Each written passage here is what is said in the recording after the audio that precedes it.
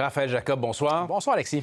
Passage en revue de cette semaine en politique américaine. Il y a des éléments importants. Le premier élément, évidemment, qu'on va sans surprise aborder avec vous ce soir, c'est cette officialisation, disons-le comme ça, de la candidature de Ron DeSantis aux primaires républicaines. On le sait, les circonstances de cette annonce sur Twitter, en soi, c'est une histoire.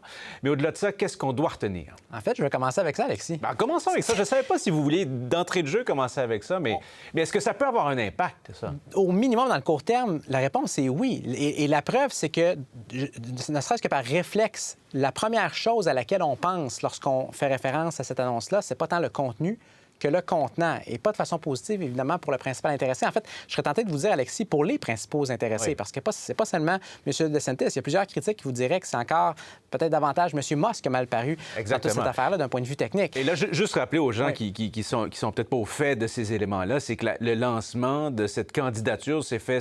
L'intention, c'était de le faire sur Twitter, en direct, Ron DeSantis, Elon Musk, mais quand est venu le moment de débuter, bien, c'est là où rien ne se produisait et ça a été long, là. Non seulement ça a été long, mais même quand, disons, ça a commencé à fonctionner, je le mets entre guillemets, à plusieurs moments, on ne savait même pas qui prenait la parole parce que c'était loin d'être une annonce de candidature traditionnelle. La plupart du temps, on a le candidat, évidemment, qui annonce sa candidature, donne un discours, c'est la fin de l'histoire. Là, on avait une sorte de dialogue semi-improvisé, semi-scripté entre Elon Musk, Ron DeSantis et d'autres intervenants. Donc, on avait droit à une sorte de cafouillis à certains moments. C'était non seulement inorthodoxe, mais je pense profondément malhabile d'un point de vue de stratégie de communication politique. Et lorsqu'on se parle de l'impact, vous savez quoi, Alexis, j'ai repensé à ça. Et le tout premier discours, on se parle de discours de lancement de campagne, le tout premier discours de lancement de campagne de Donald Trump en 2015. Oui. Rappelez-vous son fameux discours extrêmement controversé. Il était descendu de l'ascenseur à la Trump Tower et c'est dans ce discours-là qu'il avait parlé de son mur qui serait payé par le Mexique, etc. Littéralement, dans un discours fleuve d'à peu près 45 minutes, vous savez, c'est quoi la toute première flèche qu'il avait envoyée à ce moment-là à ses rivaux républicains? C'était le fait qu'ils avaient bâclé, non pas sur le contenu, mais sur le contenant, leur propre déclaration de candidature. Avait même ri à l'époque de certains candidats qui avaient annoncé leur candidature avant lui et qui s'étaient adressés à des gens dans des pièces où l'air climatisé ne fonctionnait pas. Et selon Donald Trump, on voyait ces gens-là, et là je cite mot pour mot, transpirer comme des chiens. Et seulement pour enchaîner après coup et dire, écoutez, s'ils ne sont pas capables de gérer l'air climatisé dans une pièce où ils font une annonce de candidature, comment croyez-vous qu'ils vont pouvoir battre l'État islamique? Maintenant, on se dit ça, et évidemment, le réflexe pour bien des gens qui nous entendent, ça va être de dire quel raccourci démagogique. Quand même. Évidemment, sauf qu'en même temps, c'est un raccourci qui est extrêmement simple et simple à comprendre pour le simple électeur.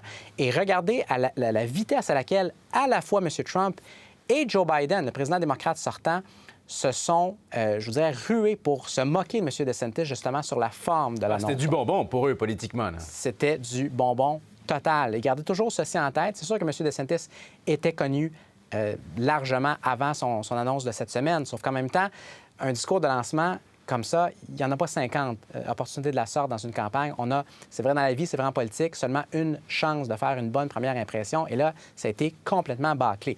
Gardons aussi en tête ceci, Alexis. On s'en parle beaucoup de ça parce que M. DeSantis est dans une situation où il doit essentiellement faire un parcours parfait. Il est à peu près 30-35. Il part d'excessivement loin, 30, 35, 40 points en arrière, derrière Donald Trump. Et il est dans une dynamique qui est particulièrement difficile parce que, puisqu'il est deuxième, il se fait attaquer à la fois par Donald Trump, évidemment, qui est premier, mais également simultanément par tous les autres républicains qui sont troisième, quatrième, cinquième et qui veulent à leur tour devenir l'alternative à M. Trump, l'alternative principale. Et vous ajoutez à ça le fait que, compte tenu de sa, disons, relation assez difficile avec les médias traditionnels, ces derniers s'en sont eux aussi donnés à cœur joie suite à la débâcle de cette semaine sur Twitter. Et en plus de ça, évidemment, vous avez la Maison-Blanche, le camp démocrate, qui tire sur lui à boulet rouge. Donc, ça fait beaucoup d'attaques encaissées d'un côté quand on a de la misère à livrer son message de l'autre. Mais qu'est-ce qui peut faire la différence pour lui? Quelle pourrait être la stratégie miracle, l'outil rhétorique ou de stratégie politique qui pourrait renverser la vapeur ou commencer à opérer un changement, là? C'est une bonne question. Je dirais que M. DeSantis a peut-être deux avantages majeurs que là, on occulte largement parce qu'évidemment, on est focalisé sur les bévues, les problèmes de sa campagne dernièrement. Premier avantage qui est vraiment non négligeable, c'est l'énorme capital de sympathie dont il jouit encore à ce jour auprès de l'électorat républicain. Les sondeurs du réseau CNN ont posé la question, et ça fait à peine quelques semaines, 2 semaines au milieu du mois de mai, ont posé la question suivante aux électeurs républicains, à l'échelle nationale à la grandeur des États-Unis. Lequel de ces candidats-là, des candidats potentiels, du côté républicain, seriez-vous prêt à appuyer potentiellement? De tous les candidats, à la fois ceux qui avaient déjà déclaré leur candidature et ceux qui potentiellement allaient le faire, incluant M. DeSantis, le gouverneur de la Floride était celui qui obtenait le meilleur score, et de loin, 85 %. C'est même plus que Donald Trump. Les électeurs républicains se disent encore ouverts à l'appuyer. Donc, son plafond potentiel d'appui demeure extrêmement élevé. Il y a ça d'un côté. L'autre aspect également qui est non négligeable et qui est très différent de notre système au Canada, c'est l'argent. Pour pouvoir mener une campagne aussi longue et d'envergure nationale, ça vous prend énormément d'argent. C'est une condition qui est insuffisante en soi pour gagner, mais qui est nécessaire. Et M. DeSantis a de l'argent. Les groupes qui l'appuient comptent présentement sur une centaine déjà de millions de dollars et risquent d'avoir suffisamment d'argent pour l'amener jusqu'au bout de la ligne s'il devait pouvoir se rendre jusque-là là, au niveau politique, au niveau électoral. Autrement dit, si sa candidature est encore assez forte financièrement, sa campagne devrait l'être également. Donc ça, je dirais que c'est un atout qui est non négligeable et que ce n'est pas tout le monde du côté républicain qui peut se vanter d'avoir présentement ce statut de la course. Donc, morale de l'histoire, malgré un départ très difficile, sur le plan de l'image à tout le moins, tout n'est pas perdu pour Ron DeSantis. On suivra ça de près, bien entendu, Raphaël. Tout comme on suit de près cette saga des négociations sur le rehaussement du plafond de la dette. On aurait pu croire que ça allait se régler plus vite cette semaine, mais là, on parle d'une entente imminente. Là. Je pense que tout le monde est rentré pour le week-end. Ce sera peut-être en début de semaine prochaine. On en est où? Qu'est-ce que vous savez? Qu'est-ce qu'on doit savoir? Sur les dernières tractations, qu'est-ce que les républicains veulent aller chercher? Beaucoup de questions en une seule question, Alexis. Vous me connaissez. Peut-être commencer de la façon la plus fondamentale. Où est-ce qu'on en est? À quel point est-ce que c'est imminent? Je vous dirais que, évidemment, il faut faire attention, là, mais de façon générale, le meilleur signe qu'on a, tout au moins de part et d'autre, on sent qu'une entente est probablement imminente, c'est qu'on commence à avoir les voix, disons, des gens les plus à gauche au sein du Parti démocrate et celles des gens les plus à droite au sein du Parti républicain qui commencent à s'élever pour, disons, attaquer l'éventuel plan, l'éventuelle entente en disant, d'un côté, on fait trop de concessions, de l'autre côté, on n'en obtient pas assez. Pourquoi est-ce que c'est bon signe pour ceux qui souhaitent voir une entente, justement? Parce qu'au final, et ça, c'était clair d'emblée, là, pour passer un plan qui va pouvoir être adopté par les deux chambres du Congrès. Il faut un compromis, là. Ça va prendre un compromis qui va rallier les membres, je dirais, plus modérés des deux partis et qui va exclure les membres, disons, les plus à gauche d'un côté, les plus à droite de l'autre. Donc ça, il y a ça comme indication. Autre indication positive, je dirais, c'est dans les propos à la fois de M. Biden, de Mme Yellen, sa secrétaire au Trésor, et de certains autres représentants de l'administration américaine qui, là, excluent de façon définitive ce recours, disons, novateur, pour ne pas dire assez controversé, là, au 14e amendement. Là aussi, on rappelle rapidement, l'idée, c'était de faire quelque chose, en fait, qui n'a jamais été testé dans l'histoire américaine, c'est-à-dire invoquer cet amendement qui date du 19e siècle pour essayer de contourner le Congrès américain et avoir le président des États-Unis qui, de façon unilatérale, relèverait le plafond de la dette. Là, ça, c'est exclu. Pourquoi est-ce qu'on l'exclut? Bien, de un, parce qu'on se disait que très probablement, ça ne passerait même pas la rampe des tribunaux, mais très probablement parce qu'on se dit, de toute façon, on va finir par s'entendre avec le Congrès. Donc, je dirais, soyons patients, soyons prudents, mais effectivement, je vous le disais la semaine dernière, Alexis, je vais vous le redire encore ce soir, je serais surpris qu'on ne finisse pas par s'entendre. Est-ce que ça va être lundi, mardi, mercredi? On verra. Mme Yellen, je boucle la boucle là-dessus, a mentionné dans les dernières heures que, selon elle, la date, disons, la plus solide qu'on pouvait mettre de l'avant présentement comme échéancier, c'était le 5 juin. Donc, ça nous donne quoi? À peu près, grosso modo, une dizaine de jours. Est-ce que c'est coulé dans le béton? Probablement que non. Mais on risque de s'entendre autour, si j'avais à miser ce soir, autour de ça. Et puis, on verra donc éventuellement pour les concessions qui seront faites, les gains que pourront obtenir dans ce dossier-ci les républicains. Je voulais qu'on se garde du temps quand même pour parler, d'une part, de Henry Kissinger, centenaire. Il aura donc 100 ans, né le 27 mai 1923 en Allemagne. C'est tout un personnage qui a laissé une trace profonde dans la politique étrangère américaine. Il faut quand même rappeler ses faits d'armes et les controverses qui le suivent depuis. Exact. En fait, on parle d'un titan et on accorde ça au passé, alors que plusieurs pourraient vous dire qu'il laisse encore une marque, parce qu'il est encore jusqu'à un certain point vocal dans les dossiers internationaux, incluant la crise, évidemment, qui secoue l'Ukraine depuis la dernière année, presque tragiquement maintenant, année et demie.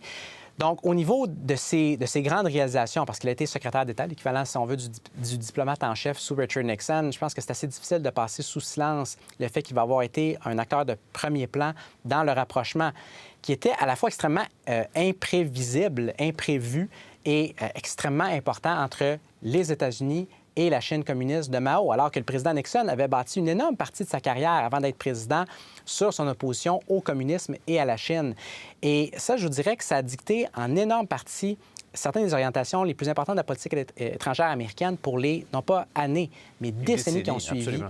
Donc, il y avait ça et la volonté stratégique de séparer la Chine de la Russie. C'était pertinent il y a 50 ans, on s'entend que ça l'est encore aujourd'hui. Donc ça, comme héritage assez incontournable. Du côté peut-être plus controversé, là aussi, disons que la liste est assez longue. Mais rappelons, disons, la propension pour le gouvernement américain d'être intervenu de façon assez controversée, merci, surtout à cette période-là de l'histoire dans certains pays, notamment le Chili, au milieu des années 70, le renversement, évidemment, du gouvernement de l'époque, de façon assez brutale, merci, et qui a donné lieu à une des dictatures probablement les plus brutales de l'Amérique latine de la fin du 20e siècle, le régime, évidemment, de M. Pinochet, sans compter les bombardements illégaux du Cambodge pendant la guerre du Vietnam. Est-ce que M. Kissinger en était uniquement responsable? Évidemment que non, mais là aussi, il va avoir été un acteur, peut-être plus tristement, de premier plan. Les historiens vont en débattre et épiloguer là-dessus pendant des décennies à venir, ça c'est sûr et certain. En terminant, quelques mots. Qu'est-ce qu'on doit voir dans la condamnation à 18 ans de prison du fondateur des Oath Keepers, là, un des regroupements d'extrême droite qui sont intervenus dans le Capitole le 6 janvier en 2021? La toute première chose à retenir, Alexis, elle est extrêmement élémentaire, mais je crois qu'elle mérite d'être répétée continuellement. On ne condamne pas à 18 ans de prison pour sédition. Sédition, là, écoutez, c'est un des chefs d'accusation les plus graves aux États-Unis. Quelqu'un qui a été un simple instigateur dans une émeute qui a mal viré. C'était une tentative de coup d'État. Oui, évidemment, heureusement qu'il a échoué, mais qui a quand même été tenté. Ça, c'est la première chose. La deuxième chose, c'est que lorsqu'on lit, on entend ce qui s'est dit au tribunal au moment de la condamnation de ce leader d'extrême droite-là, il y a quelque chose qui donne assez, je dirais, quand même assez froid dans le dos. Parce que d'un côté, le juge l'a sermonné en disant carrément, et là, je cite le juge en question presque mot pour mot, « Vous représentez une menace intégrale à la fabrique de notre démocratie, à la fabrique de la République américaine. » Et le condamné aurait rétorqué que son seul crime, ça avait été de s'opposer à des gens qui veulent détruire son pays. La morale de l'histoire étant ceci, Alexis, lorsqu'on est dans un système qui est aussi polarisé que celui qu'on a aux États-Unis, ça devient de plus en plus difficile pour le côté perdant d'accepter la défaite parce qu'il voit le côté adverse non seulement justement comme un adversaire, mais comme une menace existentielle pour ses valeurs et son pays. Donc, on a ça à garder en tête et je conclurai peut-être là-dessus. On se parle d'une sentence, d'une peine de 18 ans, mais qu'on parle d'une peine de 18 mois, de 18 ans ou de 180 ans. Gardez en tête que si Donald Trump est réélu en 2024, il y a très fort à parier que des types comme ça vont se voir gracier plus tôt que tard. Et Ron DeSantis a dit la même chose, pas plus tard qu'hier. Il serait prêt à les gracier une fois élu. Alors voilà à quelle enseigne ces deux-là logent. Merci beaucoup, Raphaël Jacob, encore une fois. On vous souhaite une belle fin de semaine. Merci, Alexis. À la prochaine.